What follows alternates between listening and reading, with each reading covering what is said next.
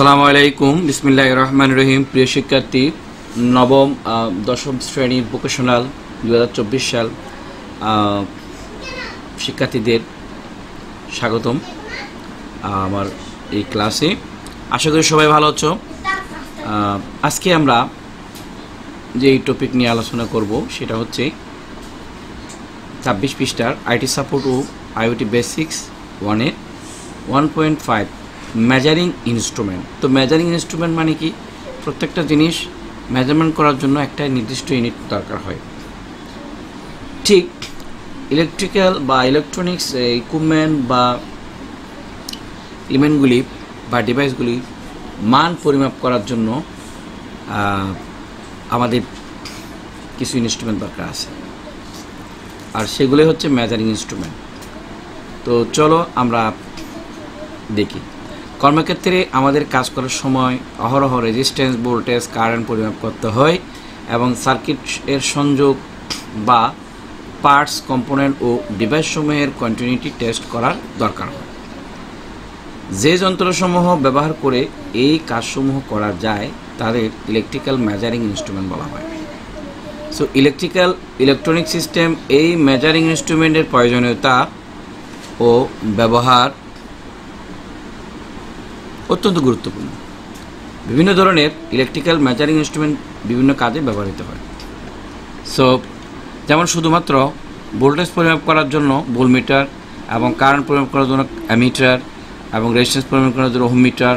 আবার এই তিনটি প্যারামিটার একই ইনস্ট্রুমেন্টের সাহায্যে পরিমাপ করা হয়, যেটাকে অ্যাভিমিটার বা মাল্টিমিটার বলা হয়। একসাথে অনেকগুলো মাপা যায় আর কি। নিচের চিত্রসমূহ স্বতন্ত্র মিটারসমূহের যে চিত্র দেওয়া হলো আমরা দেখি। এই যে এটা ভোল্টমিটার, এটা অ্যামিটার, এটা ওহমমিটার। তবে এক কথা আছে, এই যে এই মিটারটা যেহেতু এখানে নিচের দাগটা সোজা আছে, তাহলে বোঝা যাচ্ছে এটা কি ডিসি এমিটার। এই দাগটা সোজা আছে ডিসি ভোল্টমিটার, দাগটা সোজা আছে এটা ডিসি অ্যাম্পিয়ার মিটার বা emitter, DC current, DC voltage. তারপর এটা ওহমমিটার। আচ্ছা, যদি এখানে যদি বক্র থাকে এগুলো আমি অবশ্য দেখাইতে হবে, না দেখালে কিন্তু এই দেখাতেই তোমরা এটা বুঝবে না। আমি একটু এটা দেখাচ্ছি আর কি।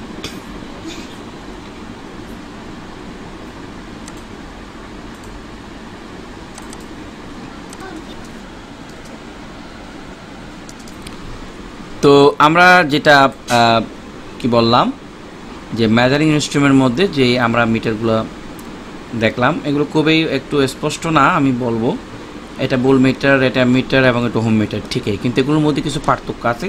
সে পার্থক্যটা আমি বুঝি, এটাই কিন্তু শেষ না। যে পরিমাণ দিয়েছি এভাবে দিয়ে কিন্তু বোঝা যাবে না। আমি একটা স্লাইড দেখাচ্ছি, যেটা আমারই করা। আমি শুরুতে একটু দেখাই। প্রথম দেখে আমি একটু যাই।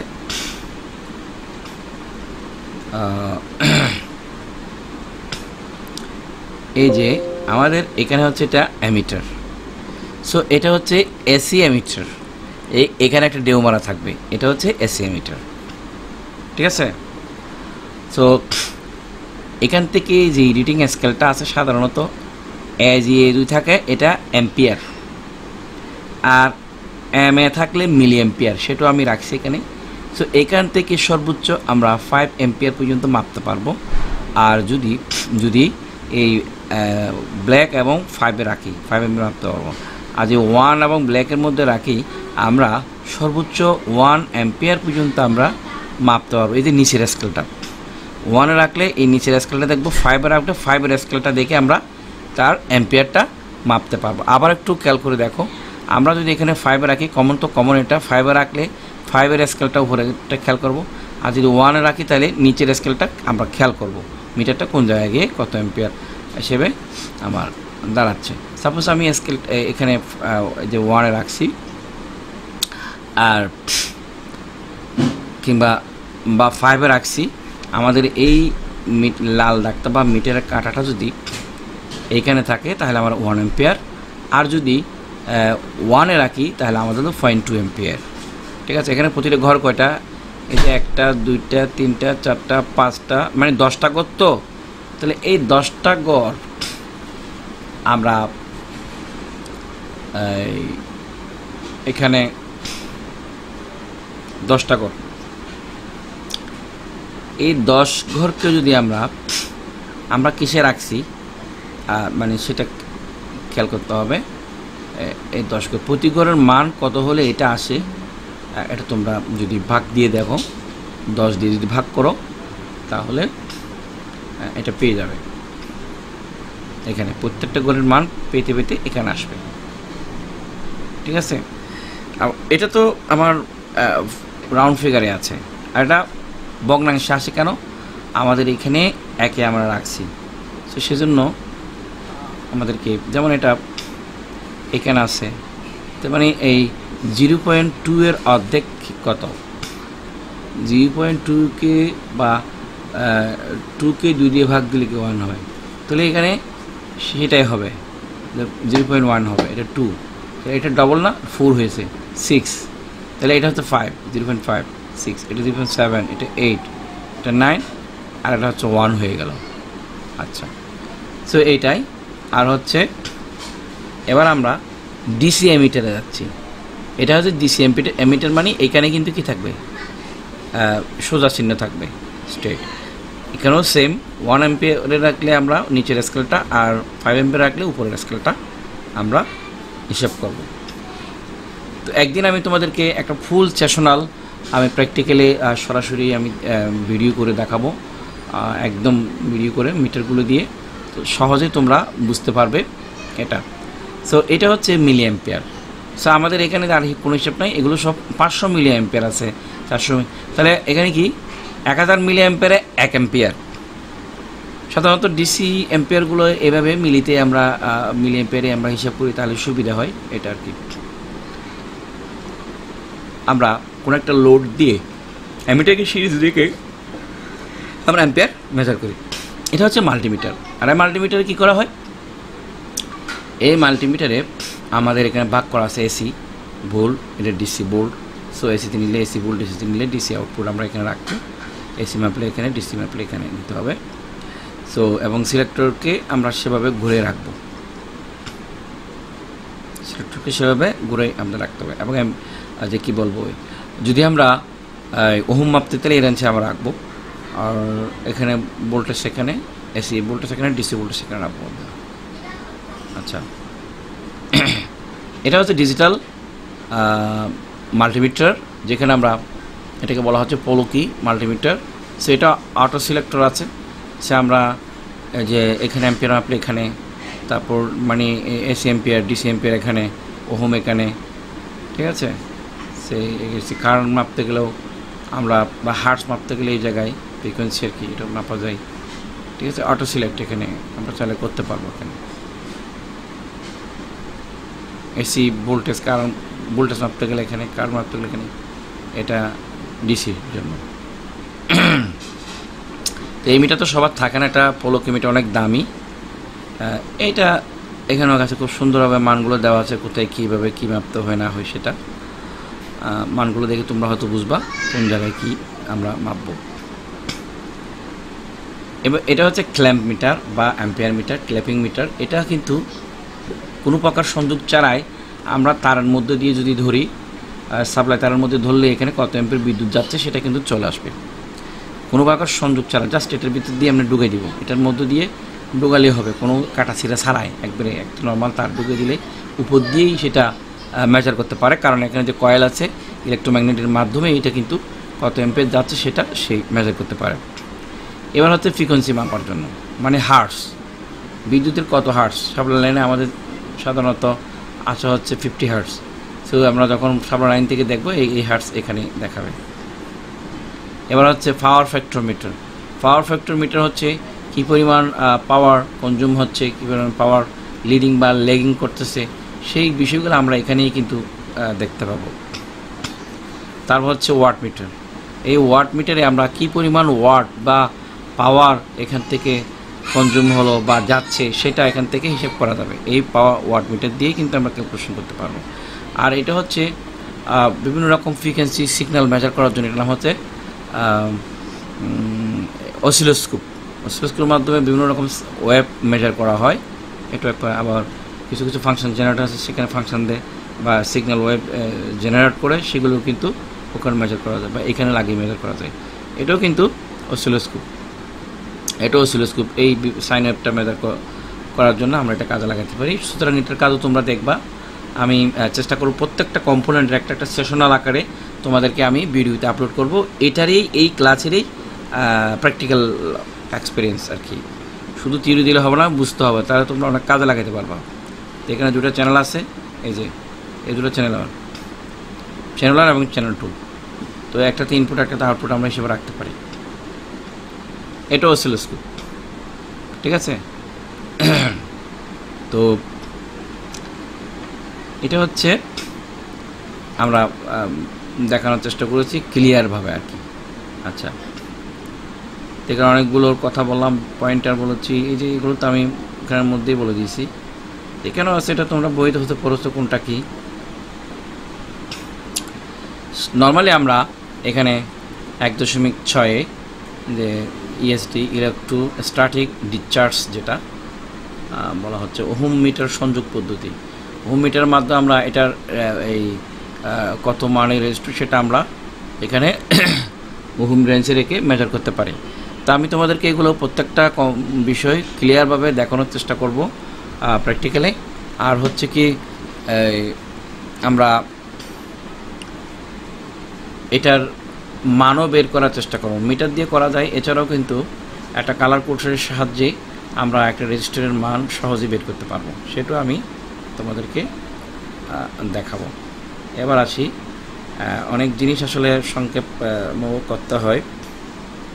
সো এটা হচ্ছে অ্যান্টিস্ট্যাটিক টেবিল ম্যাট, যে ইলেকট্রোস্ট্যাটিক ডিসচার্জের ব্যবস্থা এক ধরনের প্রোটেক্টিং ডিভাইস ব্যবহার করা হয়। এ ধরনের ব্যবস্থাকে ইএসডি ডিভাইস বলা হয় এটা আর কি। তো ইএসডি অ্যান্টিস্ট্যাটিক রিস্টার্ট।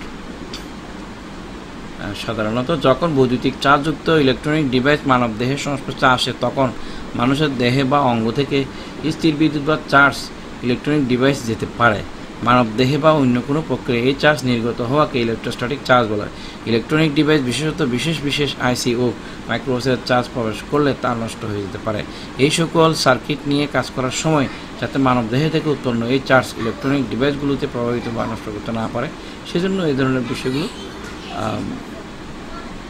ব্যবহার করা হয়। এবার আমরা এখানে আছে জগ বা এক্সপেরিমেন্ট যেটা বলা হয়। এক্সপেরিমেন্ট নাম্বার 1 আমরা কী দিচ্ছি সেটা করব। কালার ব্যান্ড ও মাল্টিমিটার ব্যবহার করে রেজিস্টারের মান নির্ণয় করার জন্য।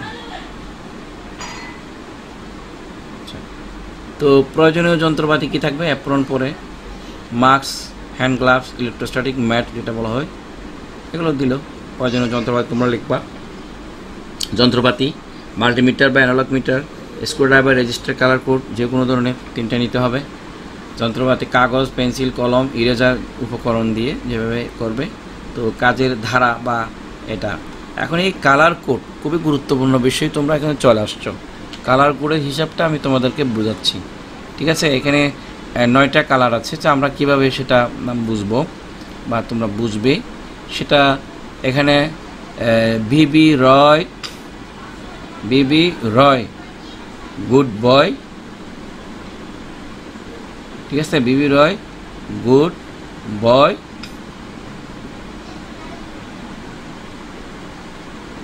আমরা এ ধরনের একটা ফর্মুলা পাই। সেভাবেও বলতে পারি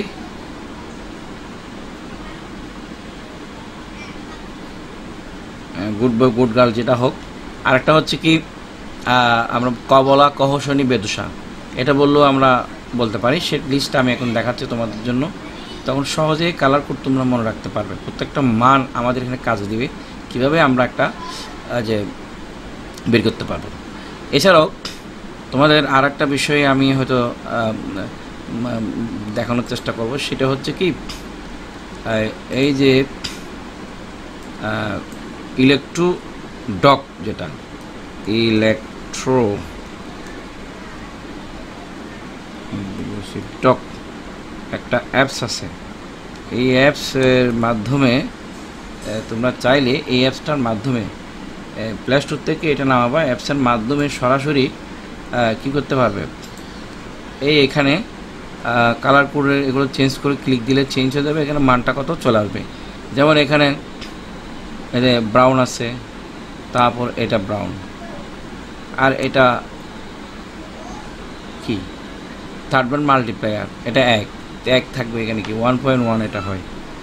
আর এটা আমার যদি গোল্ডেন হয় তাহলে 5%, সিলভার হলে 10% এভাবে একটা বিষয় আছে। এটা 1.1 হয় সাধারণত। এখানে এই দুটা হচ্ছে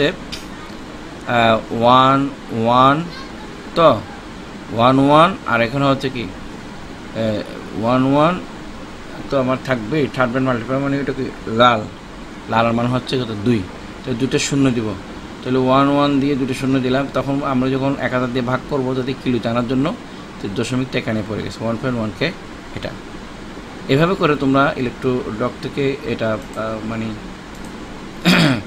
নিজেই বাইর করতে পারবো, নিজে ওই যে মোবাইল যে অ্যাপসটা আছে সেটার মাধ্যমে এটা করতে হবে। এটার নাম হচ্ছে ইলেকট্রোডক।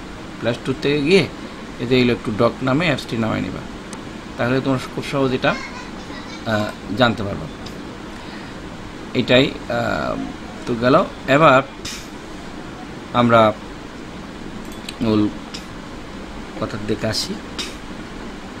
কালার কোডের প্রাপ্ত মান, তোমরা কালার ব্যান্ড হতে প্রাপ্ত মান, কালার কোড অনুযায়ী টলারেন্স, মিটার হতে প্রাপ্ত মান, উভয় মানের মধ্যে বিচ্যুতি, এগুলো একটু হতো। এই চারটা পুরোটাই আমাদেরকে লিখতে হবে।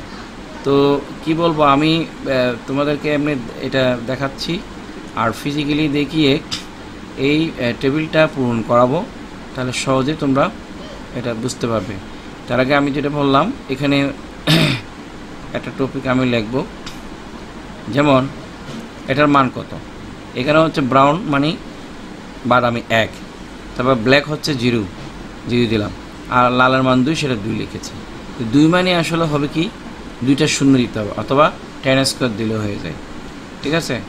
আর 10² আর একটা শূন্য আছে, তাহলে আমি যখন 1000 দিয়ে ভাগ করব 1কে হোম হয়ে যাচ্ছে এটা। আর এটা যেহেতু গোল্ডেন, সো গোল্ডেন হচ্ছে 5%, সিলভার হচ্ছে 10%, কম বেশি থাকতে পারে, বিয়োগ করবো বা যোগ করবো এটার সাথে যা মান আসে সেটা। এখানে মেজার করে আমরা যেমন এটা পেলাম কত 102 বা 1 কিলো ওহম, সেটা এখানে লিখবা। তারপরটা কত ভেবে করে এটা নিবা।